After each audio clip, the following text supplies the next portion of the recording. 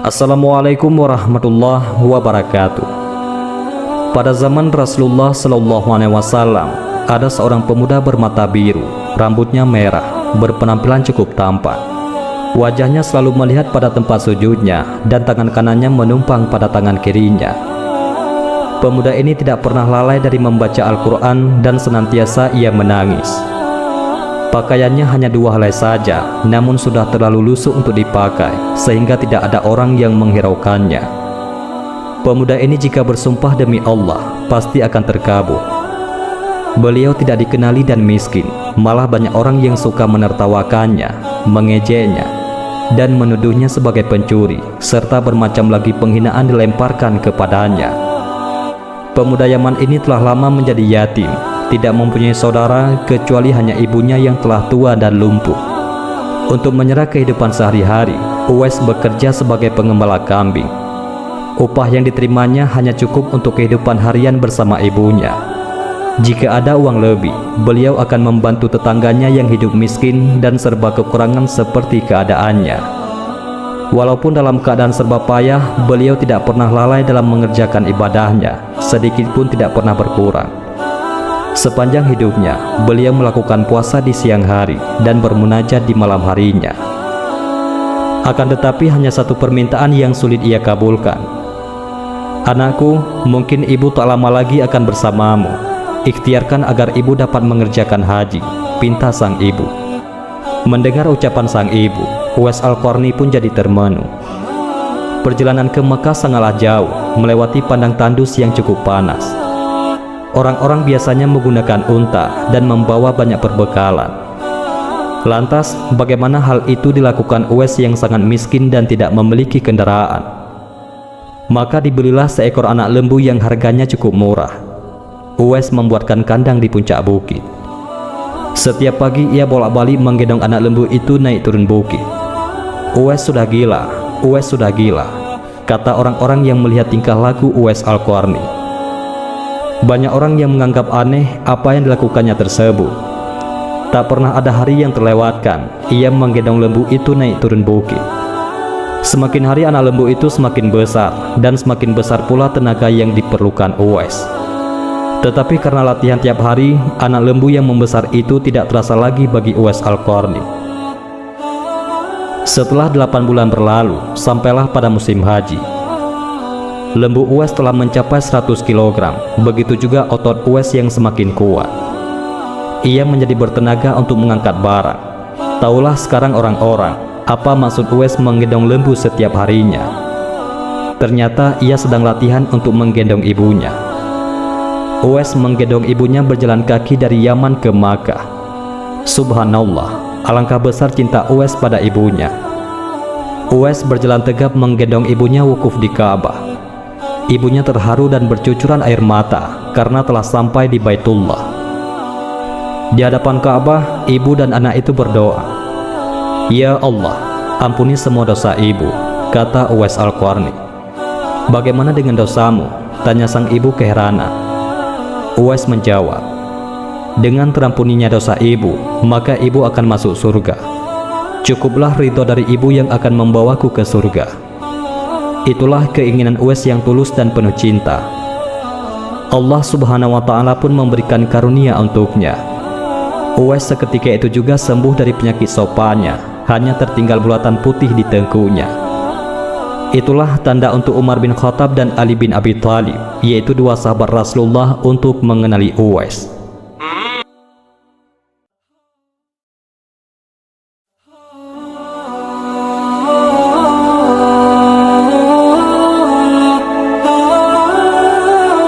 Uwais Al-Qarni telah memeluk Islam pada masa negeri Yaman mendengar seruan Nabi Muhammad SAW. Peraturan-peraturan yang terdapat di dalam agama Islam sangat menarik hati Uwais Al-Qarni. Banyak rekan-rekannya yang telah memeluk Islam pergi ke Madinah untuk mendengar secara langsung dakwah Nabi Muhammad SAW. Hati Uwais juga bersemangat untuk ke Madinah untuk bertemu kekasih Allah, penghulu para nabi. Tetapi beliau tidak mampu karena tidak mempunyai bekal yang cukup untuk sampai ke sana. Apalagi beliau perlu menjaga ibunya. Jika beliau pergi, siapa pula yang akan melihat ibunya? Dikisahkan ketika terjadi perang Uhud, Rasulullah SAW mengalami cedera dan giginya patah karena dilempari batu oleh musuh-musuhnya. Berita ini akhirnya sampai kepada Uwais, lalu ia segera memukul giginya dengan batu hingga giginya patah. Hal tersebut dilakukan sebagai bukti kecintaannya kepada baginda Nabi Muhammad SAW, sekalipun beliau belum pernah melihat baginda Nabi. Hari berganti hari dan musim pun berlalu. Kerinduannya terhadap Rasulullah tak dapat dibendung lagi. Uwais merenungkan diri dan bertanya dalam hatinya, bisakah dirinya dapat bertemu dengan Nabi dan memandang wajah Nabi dari dekat? Akhirnya pada suatu hari Uwais mendekati ibunya, mengeluarkan isi hatinya dan memohon izin kepada ibunya agar diperkenankan pergi menemui Nabi yang begitu ia rindukan di Madinah. Sang ibu, walaupun telah uzur, merasa terharu ketika mendengar permohonan anaknya. Beliau memahami perasaan Uwais dan berkata, "Pergilah wahai anakku, temuilah Nabi di rumahnya, dan bila telah berjumpa, segeralah engkau kembali pulang." Dengan perasaan gembira yang amat sangat, Uwais berkemas untuk berangkat ke Madinah. Dan sebelum pergi, beliau menyiapkan keperluan ibunya yang akan ditinggalkan, serta berpesan kepada tetangganya agar dapat menemani ibunya sepanjang kepergian beliau. Sesudah mencium tangan ibunya yang tercinta, berangkatlah Uwais menuju ke Madinah, yang jaraknya sekitar 400 km dari Yaman. Dengan waktu yang cukup lama, akhirnya tibalah Uwais Al-Qarni di kota Madinah. Segeralah ia menuju ke rumah Nabi Muhammad SAW. Diketuknya pintu rumah itu sambil mengucapkan salam. Keluarlah Sayyidatina Aisyah radhiyallahu anha sambil menjawab salam Uwais. Segera saja Uwais menanyakan baginda Nabi yang ingin ditemuinya. Namun ternyata baginda SAW tidak berada di rumah, melainkan berada di medan perang. Betapa kecewa hati sang perindu, dari jauh ingin berjumpa, tetapi yang dirindukannya tidak berada di rumah. Dalam hatinya bergolak perasaan ingin menunggu kedatangan Rasulullah dari medan perang. Tapi beliau teringat akan pesan ibunya yang sudah tua dan senantiasa dalam keadaan tidak sehat itu agar ia cepat pulang ke Yaman. Disebabkan ketaatan kepada ibunya, pesan dari ibunya itu telah mengalahkan suara hati untuk menunggu kepulangan Rasulullah SAW. Ia akhirnya mohon pamit kepada Sayyidatina Aisyah radhiyallahu anha untuk pulang kembali ke Yaman. Uwais lalu menitipkan salamnya kepada Nabi Muhammad SAW dan melangkah pulang dengan perasaan hampa karena tidak dapat bertemu dengan kekasih Allah. Sepulangnya dari perang, Rasulullah SAW langsung bertanya tentang kedatangan orang yang mencarinya. Nabi Muhammad SAW menjelaskan bahwa Uwais Al-Qarni adalah anak yang taat kepada ibunya. Beliau adalah penghuni langit. Mendengar perkataan Rasulullah SAW, Sayyidatina Aisyah radhiyallahu anha dan para sahabatnya tertegun seketika. Lalu kata Sayyidatina Aisyah radhiyallahu anha, memang benar sebelum ini ada seseorang telah datang mencari Rasulullah SAW. Tetapi orang itu segera pulang ke Yaman karena teringat akan ibunya yang sudah tua dan sakit, sehingga beliau bimbang meninggalkan ibunya terlalu lama. Rasulullah SAW bersabda, "Kalau kalian ingin berjumpa dengan dia, yaitu Uwais Al-Qarni, perhatikanlah bahwa ia mempunyai tanda putih di tengah-tengah telapak tangannya." Sesudah itu Rasulullah SAW memandang kepada Sayyidina Ali dan Sayyidina Umar radhiyallahu anhum lalu bersabda, "Apabila kalian bertemu dengan dia, mintalah doa dan istighfarnya untuk kalian, karena dia adalah penghuni langit, bukan penghuni bumi." Tahun berganti tahun dan Sayyidina Umar menjadi khalifah kedua menggantikan Abu Bakar As-Siddiq yang telah wafat. Suatu ketika Khalifah Umar teringat akan sabda Nabi tentang Uwais Al-Qarni, sang penghuni langit. Beliau segera mengingatkan sahabatnya, yaitu Sayyidina Ali, untuk mencari Uwais bersama-sama. Sejak saat itu, setiap kali ada kafilah yang datang dari Yaman, mereka berdua akan bertanya tentang Uwais Al-Qarni, apakah ia turut bersama mereka. Di antara kafilah-kafilah itu ada yang merasa heran, apakah sebenarnya yang dicari oleh kedua sahabat besar itu. Adapun rombongan kafilah dari Yaman menuju ke Syam silih berganti membawa barang dagangan mereka. Suatu ketika, Uwais Al-Qarni turut bersama rombongan kafilah menuju kota Madinah. Melihat ada rombongan kafilah yang datang dari Yaman, bersegeralah Khalifah Umar dan Sayyidina Ali mendatangi mereka dan menanyakan apakah Uwais turut bersama mereka. Rombongan itu mengatakan bahwa ia ada bersama mereka dan sedang menjaga unta-unta mereka di perbatasan kota. Mendengar jawaban itu, mereka berdua bergegas menemui Uwais Al-Qarni. Sesampainya di tempat Uwais, Khalifah Umar dan Sayyidina Ali memberi salam. Namun rupanya Uwais sedang melaksanakan sholat. Setelah mengakhiri sholatnya, Uwais menjawab salam kedua tamu agung tersebut sambil bersalaman. Sewaktu berjabatan, Khalifah Umar segera membalikkan tangan Uwais untuk membuktikan kebenaran tanda putih yang berada di telapak tangan Uwais, sebagaimana pernah disabdakan oleh baginda Rasulullah Muhammad SAW. Ditanyalah Uwais oleh kedua sahabat Nabi tersebut, "Siapakah nama saudara?" Lalu Uwais menjawab, "Abdullah." Mendengar jawaban itu, kedua sahabat itu pun tersenyum dan mengatakan, "Kami juga Abdullah, yakni hamba Allah. Tapi siapakah namamu yang sebenarnya?" Uwais kemudian berkata, "Nama saya Uwais Al-Qarni." Sepanjang perkenalan mereka, taulah mereka bahwa ibu Uwais telah meninggal dunia. Itulah sebabnya beliau baru dapat turut serta bersama rombongan kafilah dagang itu. Akhirnya, Khalifah Umar dan Sayyidina Ali memohon agar Uwais berkenan untuk mendoakan mereka. Uwais enggan dan dia berkata kepada Khalifah, "Sayalah yang harus meminta doa dari kalian." Mendengar perkataan Uwais, Khalifah berkata, "Kami datang ke sini untuk memohon doa dan istighfar dari Tuhan." Disebabkan didesa oleh dua sahabat besar ini, Uwais Al-Qarni akhirnya mengangkat kedua tangannya lalu berdoa dan membacakan istighfar. Setelah itu Khalifah Umar radhiyallahu an berjanji untuk memberinya uang negara dari Baitul Mal kepada Uwais sebagai biaya hidupnya. Uwais Al-Qarni menolaknya dengan lembut dengan berkata, "Hamba mohon supaya hari ini saja hamba diketahui orang. Untuk hari-hari selanjutnya, biarlah hamba yang fakir ini tidak diketahui orang lagi."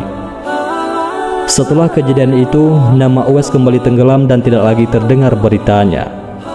Tapi diriwayatkan, ada seorang lelaki pernah bertemu dan dibantu oleh Uwais. Orang itu mengisahkan, "Waktu itu kami sedang berada di atas kapal menuju ke tanah Arab bersama para pedagang. Tanpa disangka-sangka, angin ribut bertiup dengan kencang. Akibatnya, hempasan ombak menghantam kapal kami, sehingga air laut masuk ke dalam kapal dan menyebabkan kapal semakin berat. Pada saat itu, kami melihat seorang lelaki mengenakan selimut berbulu berada di satu sudut kapal, lalu kami memanggilnya. Lelaki itu bangun lalu melakukan sholat di atas air. Betapa terkejutnya kami melihat kejadian itu. Wahai waliullah, tolonglah kami." Tetapi lelaki itu tidak menoleh. Lalu kami berseru lagi, "Demi zat yang telah memberimu kekuatan beribadah, tolonglah kami." Lelaki itu menoleh kepada kami dan berkata, "Apa yang terjadi? Tidakkah engkau melihat bahwa kapal berada di badai dan dihantam ombak?" Tanya kami kepadanya. "Dekatkanlah diri kalian kepada Allah. Keluarlah kalian dari kapal dengan membaca Bismillahirrahmanirrahim," kata orang itu. Kami pun keluar dari kapal satu persatu. Pada saat itu, jumlah kami 500 jiwa lebih. Sungguh ajaib, kami semua tidak tenggelam, sedangkan perahu kami yang lain tenggelam ke dasar laut bersama isinya. Lalu orang itu berkata kepada kami, "Tidaklah mengapa harta kalian menjadi korban, asalkan kalian semua selamat." "Demi Allah, kami ingin tahu siapakah nama Tuhan," tanya kami kepadanya. "Uwais Al-Qarni," jawabnya dengan singkat. Kemudian kami berkata lagi kepadanya, "Sesungguhnya harta yang ada di kapal tersebut adalah milik orang-orang fakir di Madinah yang dikirim oleh orang Mesir. Jika Allah mengembalikan harta kalian, apakah kalian akan membagi-bagikannya kepada orang-orang fakir di Madinah?" tanya Uwais Al-Qarni. "Ya, kami akan membagikannya," jawab kami. Orang itu pun melaksanakan sholat 2 rakaat di atas air, lalu berdoa. Setelah Uwais Al-Qarni mengucapkan salam, tiba-tiba kapal itu muncul ke permukaan air, lalu kami menaikinya dan meneruskan perjalanan. Setibanya di Madinah, kami membagi-bagikan seluruh harta kepada orang-orang fakir di Madinah sehingga tidak ada satupun yang tertinggal.